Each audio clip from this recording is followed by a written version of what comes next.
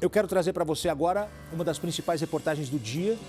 Um desvio milionário de uma funcionária de uma empresa para uma mãe de santo para evitar uma tragédia na vida pessoal. Coutinho, como é que é? É isso mesmo que você vai ver agora na reportagem especial. A denúncia que envolve mais de 50 milhões de reais. A mãe de santo teria convencido a chefe do setor financeiro de uma grande empresa de máquinas agrícolas a transferir as altas quantias para contas indicadas pela mãe de santo e pela outra auxiliar espiritual dela, que atua com essa mulher, que seria aqui de São Paulo. Atenção, eu perguntei ao delegado do caso agora há pouco, eu liguei para ele e falei, esse caso é real? Vocês estão com esse inquérito? Ele, sim, Coutinho. Eu falei, mas 50 milhões é muito. Eu penso aqui na minha cabeça, doutor, que é o maior golpe financeiro dos últimos tempos nessa área, de uma pessoa para uma outra pessoa, envolvendo... Aí ele falou, Coutinho, e você tá errado, ele falou para mim. Não são 50 milhões, são 50 milhões e 800 mil.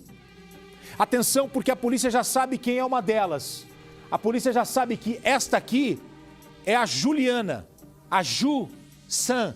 A Polícia Civil já apreendeu, inclusive, o celular da chefe do setor financeiro desta empresa. A mulher é uma executiva de uma multinacional, de uma empresa de máquinas agrícolas que fica em Dourados, a 233 quilômetros de Campo Grande. Quem descobriu tudo foi o setor de investigações gerais da Polícia Civil da região, o SIG. Foi responsável por desvendar este golpe. A mãe de santo usa o nome de Jussan e em rede social ela se identifica como teóloga espiritual e se apresenta como presidente de uma instituição chamada Casa Luz Amor. O motivo que levou a funcionária da empresa a procurar a mãe de santo ainda não foi revelado pela polícia. Mas em determinado momento, Ju afirmou à cliente que uma outra orientadora espiritual entraria em contato para dar continuidade ao atendimento. Foi nesse período que entrou em cena a segunda mãe de santo envolvida no golpe, identificada como Jade, Mãe Jade. Foi essa mulher que teria feito a extorsão e indicado algumas contas bancárias para a transferência do dinheiro. Foram várias contas. Inclusive a polícia investiga agora se o namorado da Ju tem ligação com tudo o que aconteceu. Se entrou dinheiro, depósitos na conta dele. A funcionária contou tudo à polícia e afirmou estar sendo vítima, preste atenção, está sendo vítima de extorsão. Ela diz que a mãe de santo a atendia desde 2018 e passou a exigir transferências de valores da empresa. Caso contrário, lançaria uma maldição que ao final culminaria com o suicídio da mulher. Com medo de sofrer tudo isso, a funcionária passou a fazer essas transferências para contas bancárias apontadas pelas duas mulheres durante 30 dias, que seria o período de penitência. A autora do desvio já entregou à polícia a planilha com a lista das contas para as quais o dinheiro foi destinado.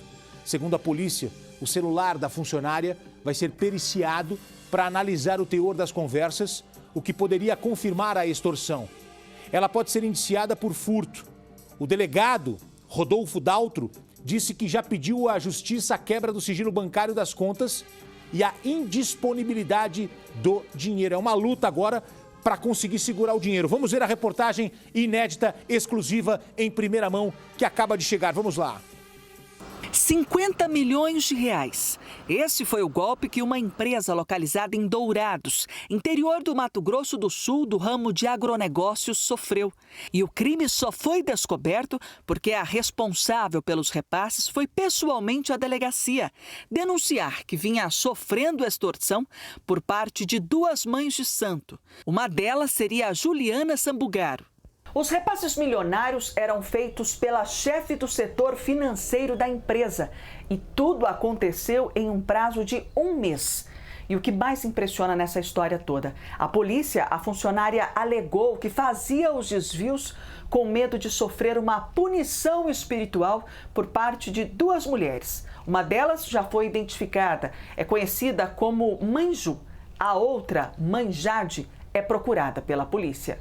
A Jade teria passado a extorquir, segundo a funcionária, a extorquí-la, dizendo que se ela não efetuasse transferências, pessoas da família dela morreriam, porque ela enviaria espírito suicida, uma maldição contra a família. Para amedrontar a funcionária, as mães de santo enviavam imagens fortes, revelou o delegado que cuida do caso. Constavam bastante mais assim, de oferendas com animais mortos.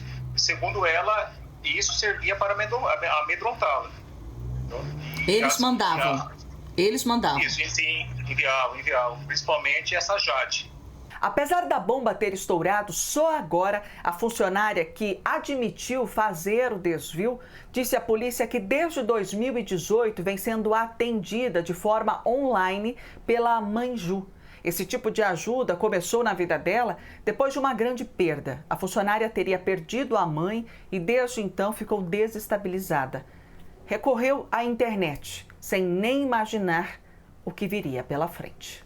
O delegado explica que de 28 de agosto a 28 de setembro, inúmeras transferências foram feitas, de vários valores. Os valores inicialmente repassados, eles caíam nessas contas bancárias e, em seguida, eles eram pulverizados em várias outras. É um trabalho bem minucioso de análise de várias contas bancárias que nós realizaremos para tentar diminuir o prejuízo sofrido pela empresa. Segundo a polícia, só para a conta de Juliana e do marido dela, Fúlvio, foram transferidos no último mês mais de R$1 milhão. O advogado sobre isso, ele já expôs que esse repasse seriam de consultas espirituais legítimas que ela teria por serviços prestados, legítimos prestados para essa funcionária. E segundo ele, ela não sabia que a origem desses valores seriam recursos financeiros da empresa. A polícia conseguiu bloquear 11 contas e espera que pelo menos 20 dos 50 milhões sejam recuperados. Mãe Jade, que seria a responsável pelas extorsões, segundo a funcionária, ainda não foi identificada. O que se sabe é que ela também é de São Paulo. Depois que o golpe foi descoberto e as contas bloqueadas, a polícia agora passa para a segunda fase da investigação: entender a participação de cada uma no crime. A polícia tentou ouvir a funcionária mais uma vez, mas, segundo os advogados dela, a mulher está sem condições de falar neste momento.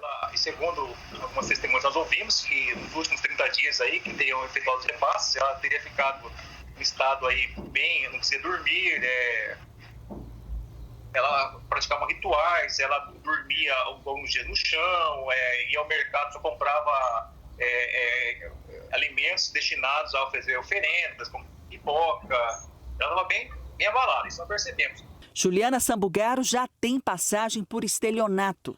E a polícia não descarta que ela tenha se aproveitado do momento de fragilidade da funcionária para obter lucros.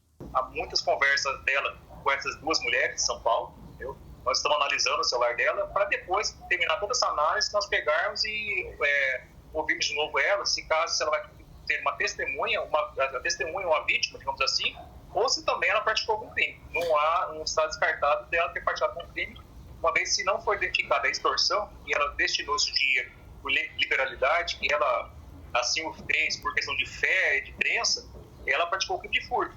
O delegado conta que os acionistas da empresa, que não teve o nome divulgado, estão colaborando com as investigações e que ninguém nunca desconfiou dos repasses milionários. Ao se analisar a motivação para esse é surreal, é digno assim de estudo aprofundado, de questão psicológica, enfim. É bem inusitado, é um caso totalmente inusitado. Muito bem, esse é um caso que está só começando, porque é só o início da história. Renato Lombardi está aqui para analisar essa situação. São duas mulheres, uma em São Paulo é certeza, a Jade a polícia ainda não localizou, a Ju a polícia já tem inclusive conversado com o advogado dela, ela já tem um advogado, e essa moça que está, o delegado me falou, disse que ela está destruída, o delegado me falou que ela está muito mal, obviamente, mas que ela errou. Inclusive, ela colocou nas mãos de uma outra mulher um dinheiro que não é dela. Porque uma coisa é você usar o seu dinheiro para fazer as suas besteiras. Outra coisa é você usar o dinheiro dos outros. Renato Lombardi, esse é um caso que está só começando, hein? Essas suas últimas palavras, eu recebo elas e deduzo o seguinte, como disse o delegado, que o advogado de uma das acusadas disse que a cliente dele não sabia que o dinheiro era desviado de uma empresa.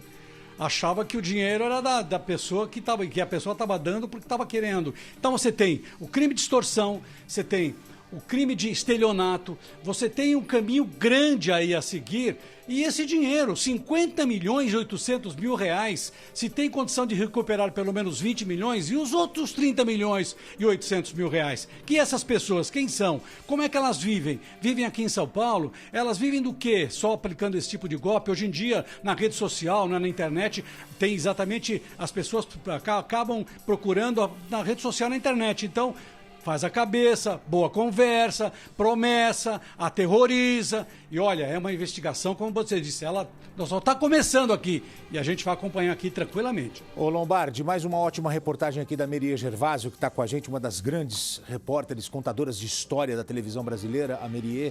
E ela acaba de me informar que essa funcionária, ela trabalhava há 10 anos nesta empresa, tinha a confiança de todos e tinha senha de tudo, acesso a todas as contas, a todos os valores, e ninguém imaginava que isso fosse acontecer. Esse delegado é um delegado diferenciado, viu? Dos melhores aí com quem já conversei.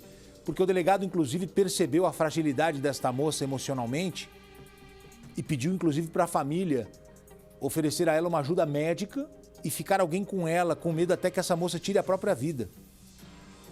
Um delegado sensível à situação. A moça errou. Fez besteira? Fez besteira. Tem que pagar pelo que fez? Tem que pagar pelo que fez.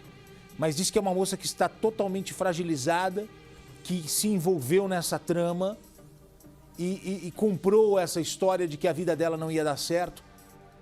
Como é que é? A Meria Gervásio nos passou a informação agora de que essa moça que trabalhava na empresa há 10 anos tem um noivo e esse noivo não sabia de nada. Olha só.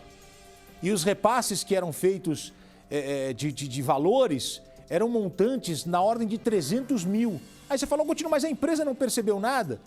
Não, é uma empresa de máquinas agrícolas, máquinas caríssimas. Que uma custa quanto? 4, 5 milhões? É claro que chega uma hora que os caras vão perceber. Mas muitas vezes só vai perceber no final do mês, só vai perceber no final como é que fala? O balancete da empresa. É realmente uma situação muito delicada e eu acredito que a gente esteja apenas no primeiro capítulo dessa história.